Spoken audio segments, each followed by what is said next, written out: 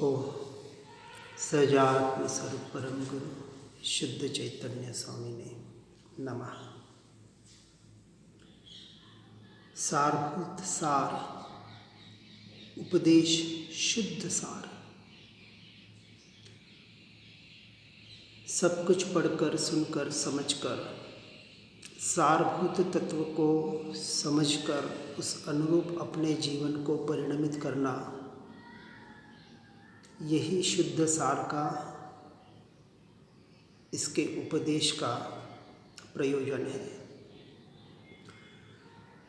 प्रयोजनभूत तत्व को ग्रहण करके सभी अप्रयोजनभूत तत्वों से हमें दृष्टि को हटाने का प्रयास और पुरुषार्थ करना है, क्योंकि अनादि से सर्व संसारी प्राणियों को काम भोग संबंधी कथा बहुत सुगम है, क्योंकि अनंत बार सुनी है, अनंत बार उसी की पहचान की है और अनंत बार उन्हीं विषय वासनाओं का अनुभव किया है। जीव के ऊपर, आत्मा के ऊपर इन विभावों का, इन विपरीत परिणामों का, इन मिथ्यात्व रूपी कषायों का, अज्ञान दशा का इतना दृढ़ संस्कार बना हुआ है कि स्वद्रव्य स्वभाव की बातें सुनकर पढ़कर भी जीव इन परद्रव्य प्रभावों से छूट नहीं पाता है। इसलिए दुर्लभ है तो एक परभाव से रहित व अपने एक स्वरूप में तन्मय ऐसे शुद्धात्म की बात, इसी को प्राप्त होना कठिन है, क्योंकि मन रूपी पक्षी अनेक संकल्प विकल्प भेदभाव भ्रम पैदा करता है। मन चाहे द्रव्य मन कहें चाहे भाव मन कहें, पुद्गल का परिणाम होने से बाहर और बाहर ही ले जाएगा। पुद्गल की वस्तु है, पुद्गल में ही ले जाने का प्रयास करेगा। इसलिए इसी भावमन का सहारा लेकर अपने स्वरूप में स्थिर होने का प्रयास और पुरुषार्थ करने को अनंत पुरुषार्थ कहा है, क्योंकि अनादि काल से अनंत 84 के भवभ्रमण जीव ने कर लिए और बाहर बाहर बाहर घूमने की इतनी उसे आदत हो चुकी है। इस आदत को सुधारने के लिए, इन संस्कार को सुधारने के लिए अब विचार करें, इस भव की कोई एक खराब आदत, कोई लत, कोई नशा लग जाए तो छुड़ाने में कितनी तकलीफ होती है। बड़े से बड़े नशे तो तकलीफ होती है, लेकिन एक छोटा सा चाय का नशा जीव को कितना परेशान कर देता है। चाय नशा नहीं लग रही है क्योंकि सभी पी रहे हैं, परंतु विचार करें कि जिसके बगैर न चले, इसका नाम वास्तविक नशा है। यदि आप स्वाध्याय सत्संग पढ़ रहे हैं, सुन रहे हैं, किसी को सुनने की इतनी लत लग जाती है, यह भी एक नशा है। यहाँ तो कहते हैं कि आत्मा कोई पढ़ने सुनने की मात्र चीज नहीं है, अनुभूति का विषय है। और जब तक परद्रव्य प्रभावों से हटकर सारे अशुभ क्रियाओं से, अशुभ भावों से हटकर शुभ क्रियाओं से, शुभ भावों से हटकर फिर अंत में शुद्ध क्रिया, शुद्ध भावों से भी हटकर एकमात्र अपने स्वरूप और स्वभाव की लीनता करना, अपनी अवस्था के अनुसार समझना, इसलिए यह जीव इन बाहर के भेदभाव में, इस भ्रांति में ऐसे जी रहा है कि हम तो रोज पढ़ते हैं, रोज सुनते हैं, इतना करते हैं। संसार के प्रति अनासक्त भाव जो उत्पन्न होना चाहिए, औदासीन्य वृत्ति जो जागृत होनी चाहिए, संसार की क्षणभंगुरता जो उत्पन्न होनी चाहिए, ऐसा तीव्र ज्ञान गर्भित वैराग्य, आत्मा के लक्ष्य वाला, आत्मरमणता के लक्ष्य वाला कितना उत्पन्न हुआ, इसका गहराई से अपने भीतर जाके चिंतन करें। क्योंकि अनादिकाल यह संस्कार अपने आत्म स्वरूप की ओर बढ़ने नहीं देता। यह मन जो चंचल है, जरा कुछ बाहर देखने सुनने में आया तो ये मन बाहर लेकर उड़ जाता है। उड़ने की जो आदत है उसे एक क्षण में यहाँ और एक क्षण में कहाँ, 7 समंदर पार चला जाता है। ऐसे चंचल, अस्थिर, चपल मन को ऐसे द्रव्य मन से हटकर भाव मन के द्वारा अपने स्वरूप और स्वभाव में स्थिर होना बहुत बहुत टेढ़ी खीर जैसा है। और जब तक यह शांत स्थिर नहीं होता, तब तक अपने आत्मस्वरूप का चिंतन, मनन, ध्यान कैसे हो सकता है? विचार करें। बाहर के विकल्पों के जाल में हम इतने उलझे हुए हैं। संन्यास्त हो जाए, दीक्षा भी ले लें, एक घर छोड़ते हैं, नए उपाश्रय और मंदिर बनाने में लग जाते हैं। 2 बेटों को छोड़ते हैं, 10 शिष्य खड़े करने में तैयार हो जाते हैं। कुछ संसार के पैसों का व्यवहार छोड़ देते हैं और यहाँ बाहर के पैसों के व्यवहारों में लग जाते हैं। जीव विचार ही नहीं कर रहा है, आसमान से टपका और खजूर में अटका, कहीं पहुंच नहीं पाता है, सिर्फ दौड़ते रहता है, जीवन भर दौड़ते रहता है। इतना ही कि अशुभ से शुभ क्रिया में परिणमित हो जाता है, क्योंकि वास्तविक तत्व की उसे खबर ही नहीं है। और जिन्हें तत्व की खबर पड़ रही है, जो पढ़ रहे हैं, सुन रहे हैं, उन जीवों को विशेष विशेष विशेष विचार चिंतन करना है कि हम पढ़ सुनकर क्या कर रहे हैं, कहाँ हैं। जैसे सरोवर का निर्मल पानी जब पवन के द्वारा डामाडोल होता है, तब उसमें अपना मुख नहीं दिख पाता, परंतु जब तरंग रहित निश्चल होता है, तब उसी पानी में हम अपना मुख देख सकते हैं। इसी तरह राग, द्वेष, मोह, माया रूपी इस मन की चंचलता रूपी तरंगों में हम अपने चेहरे को, अपनी आत्मा को, अपने स्वरूप और स्वभाव को देखना चाहें तो कैसे दिखेगा? जब तक मन शांत नहीं होता है, इन विकल्पों से छूट नहीं जाता है। इसलिए परद्रव्य पर भावों से छूटने के लिए निवृत्ति क्षेत्र का सहारा लिया जाता है।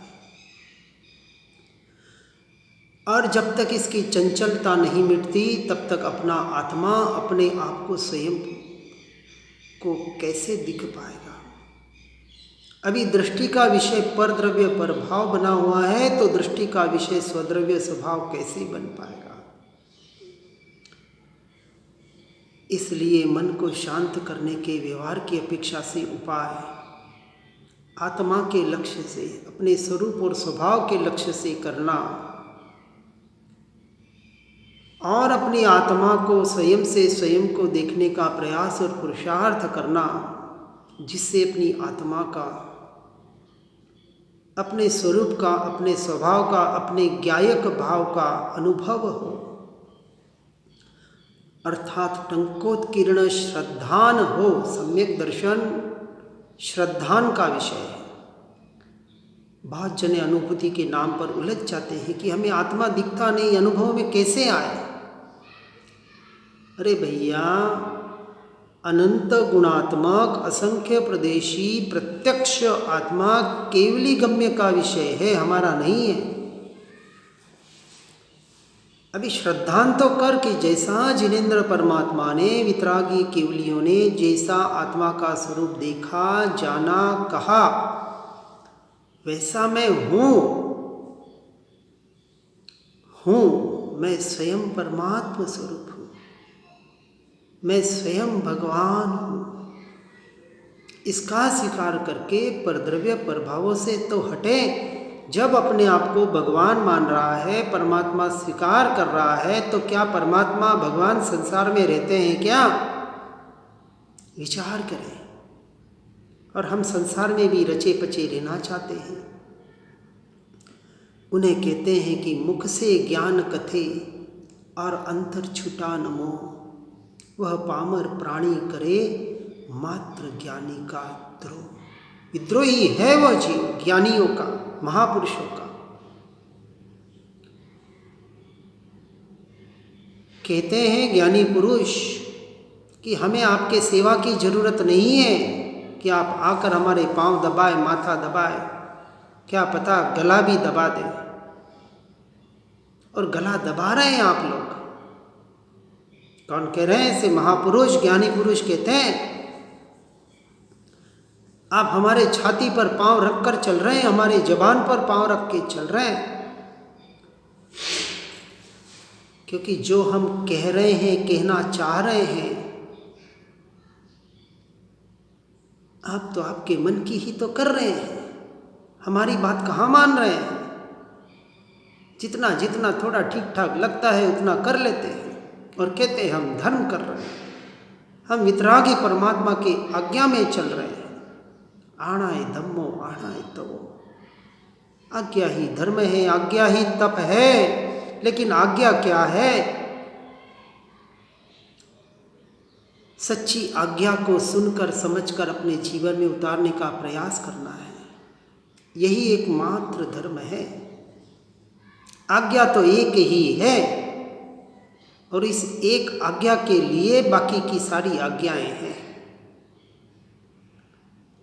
अंतिम आज्ञा तो एक परमात्मा कहते कि जैसे मैं अपने स्वरूप में अनंत काल के लिए लीन होकर उस परमात्मा पद को, केवल ज्ञान को पर्याय में प्रकट किया और उसी के आधार पर सम्यक दर्शन को भी पर्याय में प्रकट किया अपने स्वरूप और स्वभाव के लक्ष्य से, अन्यथा कोई उपाय नहीं। और जो मैंने किया उसी का तो मैं आपको उपदेश और आदेश दे रहा हूं, उसका पालन करो। यही हमारी आज्ञा है। हमारी सेवा करो, पूजा करो, ये हमारी आज्ञा नहीं है। आप करें तो करें, न करें तो न करें, हमें उससे कुछ लेना देना नहीं। इसलिए सत्य परमार्थ रूपी आज्ञा को भी यथार्थ रूप से समझकर अपने जीवन को परिणमित करने का प्रयास और पुरुषार्थ करना है। और इसके लिए कहते हैं मन साध्यो तेने सगळु साध्यो। जिसने मन को साध लिया। मन एक माध्यम है, साधन है, सर्वोत्कृष्ट साधन है। इसके अलावा कोई साधना ही नहीं है। क्योंकि भेद ज्ञान, भेद विज्ञान भी मन के द्वारा ही तो किया जाएगा।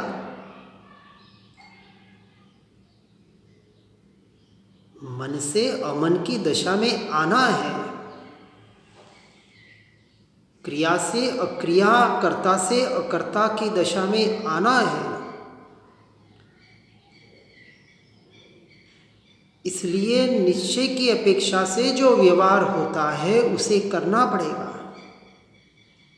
भले पर्याय की अपेक्षा से करना पड़े, पर्याय में करना पड़े। अनुभूति भी तो पर्याय में तो होगी।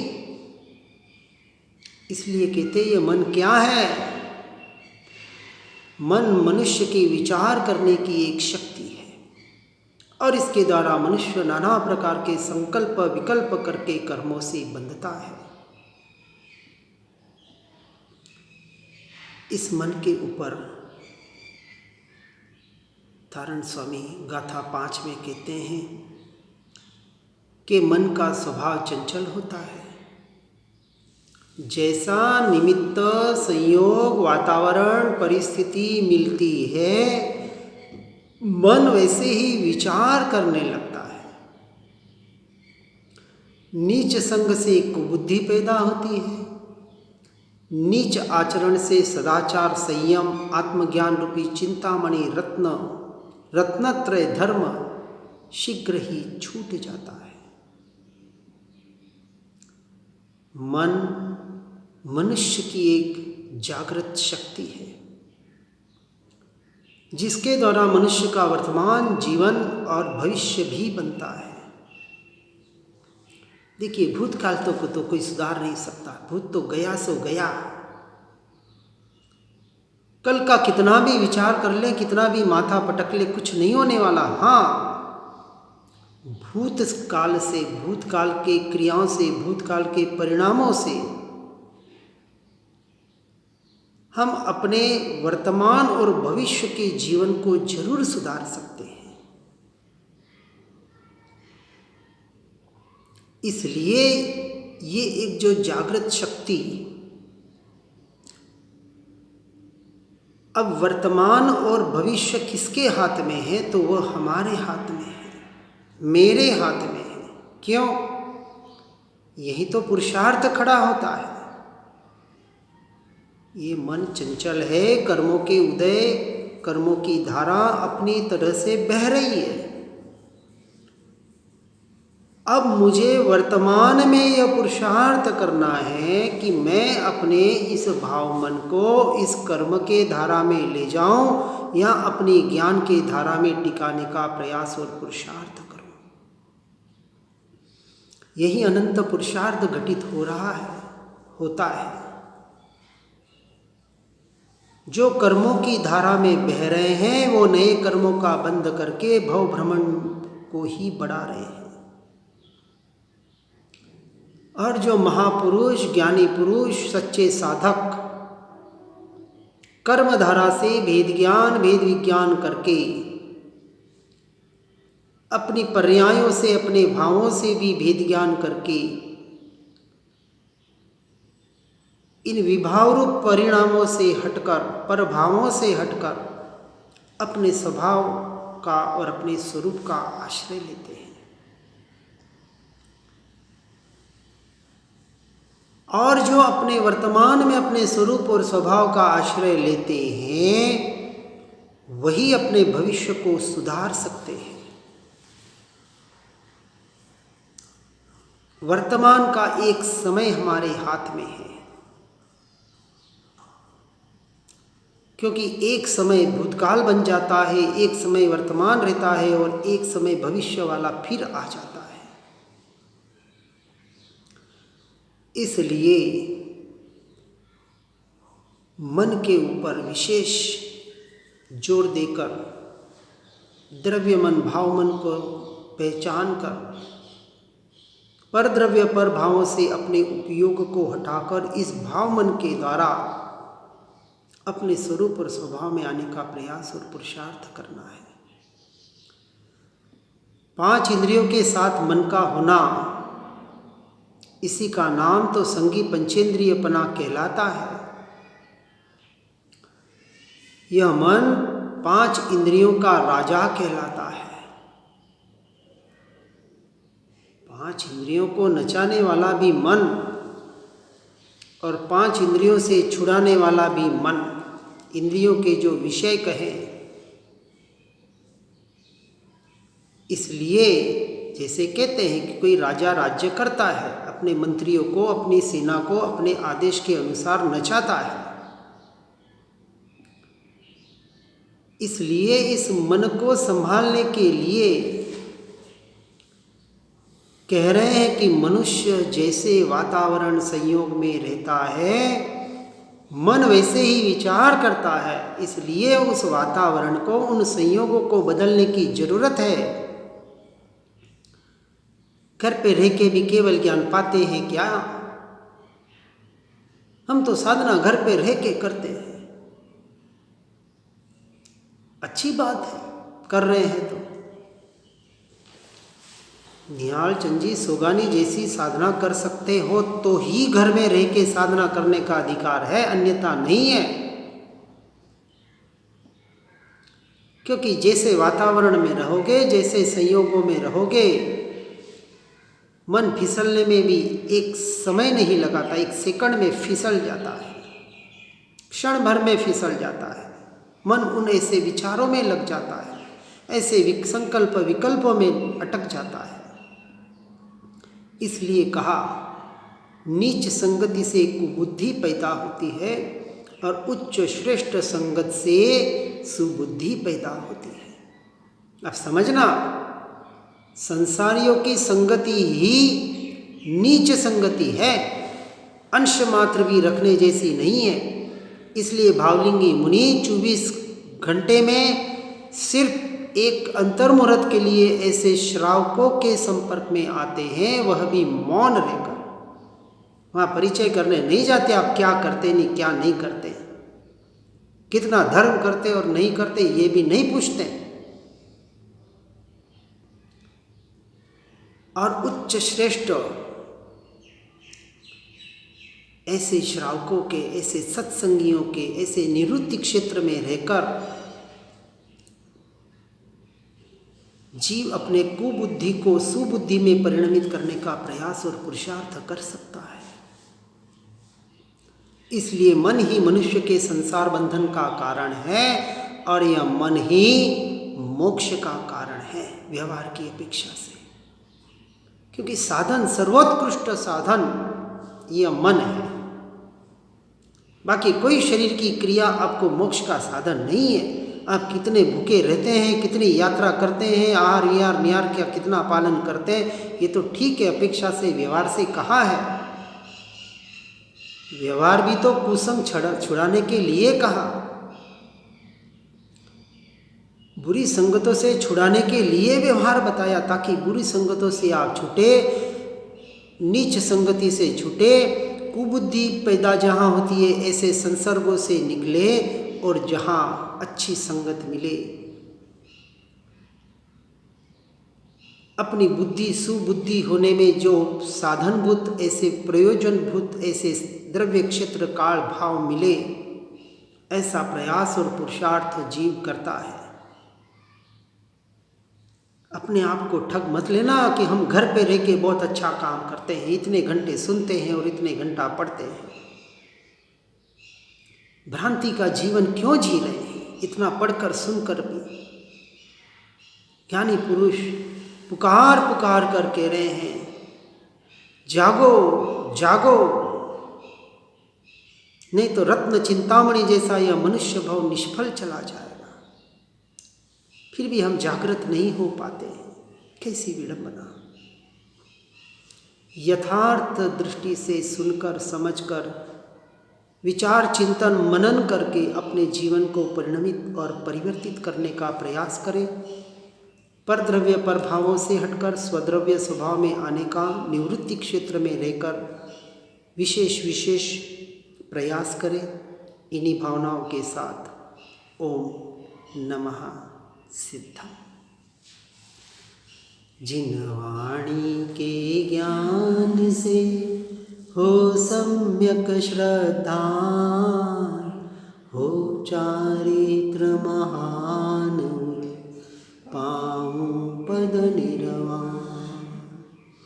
आत्म ही है देव निरंजन, आत्म ही सद्गुरु भाई, आत्म शास्त्र धर्म आत्म ही तीर्थ, आत्म ही सुखदाई।